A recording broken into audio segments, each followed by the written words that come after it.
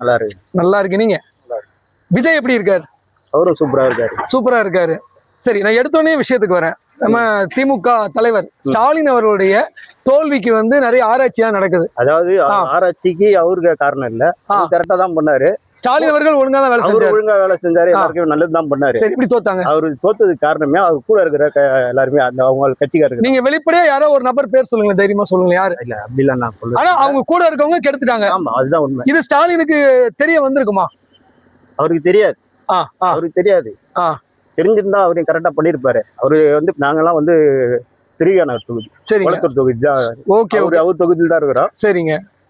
அவரு கரெக்டா பண்ணாரு. உங்க தொகுதியை வந்து அவ்வளவு அழகா பளபளப்பா ஆக்கி வச்சிருக்காங்க.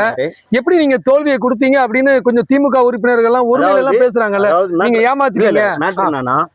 மக்களுக்கு போய் சேரணும்ல, ஏதாவது ஒண்ணு போய் சேரணும். அது அரசியல்வாதிகளே எடுத்துட்டாங்கன்னா அவங்க மக்களை எப்படி ஒரு மேல நம்புவாங்க?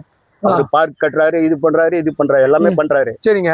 அது வந்து நார்மலா மக்களுக்கு போய் அது வந்து யூஸ்ஃபுல்லா இருக்குது. சரிங்க. ஆனா மத்ததெல்லாம் கொடுக்குறாங்கல்ல, அது கட்சிக்காரங்க தான் போகுது, வந்து சேரல. சோ அந்த அதிகாரிகள் செய்த தவறு இப்ப இந்த ஆட்சி அவங்க இழந்துட்டாங்க. சரிங்க. ஸ்டாலின் தாண்டி இப்ப நம்ம விஜய் அவர்கள் 10 நாள் ஆட்சி ஆயிடுச்சு.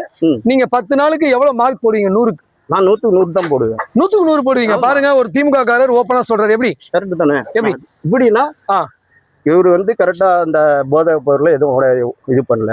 வந்தவனா ஃபர்ஸ்ட் அந்த மனசை பிடிச்சிட்டாருன்னு நினைக்கிறேன். மக்களோட மனசை இங்க இல்ல, எல்லா தொகுதியிலுமே பிடிச்சிட்டாரு. சரிங்க.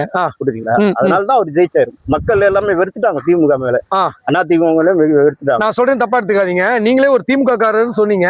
எப்படி அந்த மனசு வந்து விஜய்க்கு மாறுச்சு? இந்த மேஜிக் எப்படி நடந்தது? மக்களுக்கு எதுவுமே சேரலன்னா எப்படி போய் மக்கள் அவங்க விரும்புவாங்க? அவங்க என்ன சொல்றாங்க? விஜய் வந்து மாயாஜாலம் பண்ணிட்டாரு, திரை கவர்ச்சியில இவங்க எல்லாம் ஏமாந்துட்டாங்க, குளத்தூர் மக்கள் ஓட்டு போடாம விட்டுட்டாங்க. இல்ல, மக்கள் எல்லாமே வந்து மொத்தம் இப்ப ஒருத்தர் மட்டும் இல்ல, எல்லாருமே டோட்டலாவே நீங்க கேட்டா கூட அதுதான் சொல்லுவாங்க. அவரு வந்து விஜய் வந்து ரசிகரு அப்படின்னு விஜய்க்கு மேஜிக் எல்லாம் ஒண்ணும் பண்ணல. திமுகவுடைய நிறைய பலன்கள் நமக்கு கிடைக்கல. அதிகாரிகள் பண்ண சொதப்பல்னால வெறுத்து போய் விஜய்க்கு ஓட்டு போட்டாங்க. சரிங்க, ஓகே. விஜய் இந்த 5 வருஷத்தை முடிப்பாரு நம்புறீங்களா? அவர் கரெக்டா அந்த ஆட்சியை கரெக்டா பண்ணாருன்னா கண்டிப்பா முடிப்பாரு. ஓகே. இப்ப திருமாவளவன் வந்து அமைச்சரவைக்குள்ள வர மாதிரி இருக்கு. கம்யூனிஸ்ட் வந்து நீங்க அதிமுக உள்ள விட்டீங்கன்னா நாங்க வெளியில போறோம்ன்றாங்க. தெரியாது. இந்த மாதிரி பாலிடிக்ஸ் பத்தி என்ன நினைக்கிறீங்க? நான் அதை அவங்க சொல்றதுல விரும்பல. இல்ல, நான் என்ன நினைக்கிறேன், பொதுவான ஆளு, அதாவது திமுக ஒருத்தர் இல்ல விஜய் மேல தொங்குற கத்தி மாதிரியே இருக்கு. எப்ப இவங்க வெளியே வந்துட்டாங்கன்னா நம்பர் போயிடுமே. மக்கள் அப்ப கூட வந்து அவருக்கு ஆதரவு கொடுத்துன்னு தான் இருப்பாங்க. சூப்பரா சொன்னீங்க.